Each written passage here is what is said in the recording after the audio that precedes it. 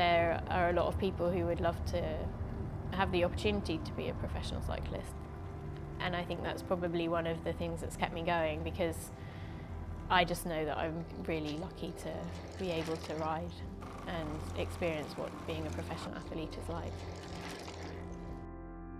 I was living in Melbourne, and there was a bike race in the mountain area which I really wanted to do, and I won, which was unexpected. And then I entered the Australian Nationals. I had no idea how I was going to do. I didn't know if I was going to come last or midfield or what.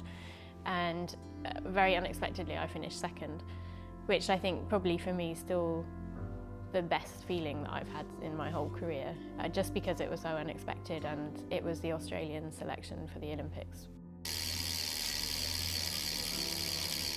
I started racing professionally then with a team called Halfords. Flèche-Wallonne World Cup was my first race. My second race was Tour de l'Aude, and I finished 6th on GC. At the time I didn't realise what a big thing that was, but I guess now, and I've been racing another 6 years, just being able to perform well at that level with high quality riders is really challenging, and I guess I didn't realise what I had at the time. Career highlights was obviously definitely going to the Beijing Olympics in my first year. Winning the national title was also a big thing, and also the national time trial.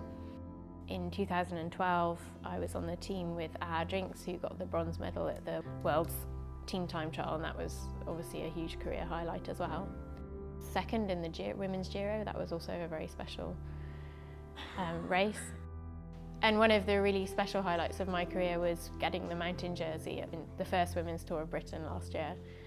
There was so much media coverage and so many people watching, and also to have friends and family watching it, that was a very special occasion.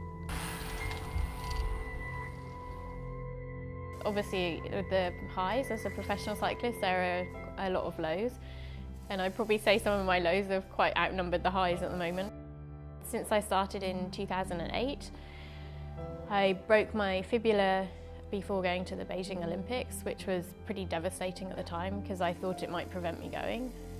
Fortunately it didn't, but it was mentally a pretty challenging time. The following year I did mountain biking as a talent search with British Cycling and dislocated my shoulder, and that basically ended my mountain bike career. And the following year I was riding professionally for Cervelo test team, and I broke my collarbone in the second stage of the Giro. In 2011 I broke my fibula in South Africa, which came at a really bad time because it was in the preparation period before trying to qualify for the London Olympics. 2012 I didn't break anything, but I made up for it in 2013 when I had a really horrific crash in South Africa during a men's race. I broke my collarbone and 2 vertebrae in my back, and 6 ribs at the back, 4 at the front, and 6 transverse processes. I had a pneumothorax and hemothorax in my lung, and I spent 8 days in ICU and another week in hospital.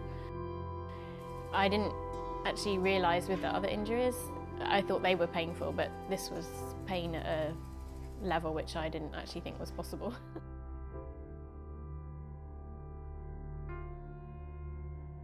It was really challenging to come back from that. That year was really not very much fun at all, trying to race and not being able to climb, and mentally it was really, really challenging. I think in some sense a broken collarbone is part and parcel of being a cyclist, so that's not, in a way, not so challenging. You just have to deal with it and get back on. I didn't want to finish my cycling career on such a negative note, and I really believed that I could come back, and I guess it was a personal challenge to show that you can heal and you can come back, and to be able to follow it up with a pretty successful season in 2014 just proved to me that it was worth continuing.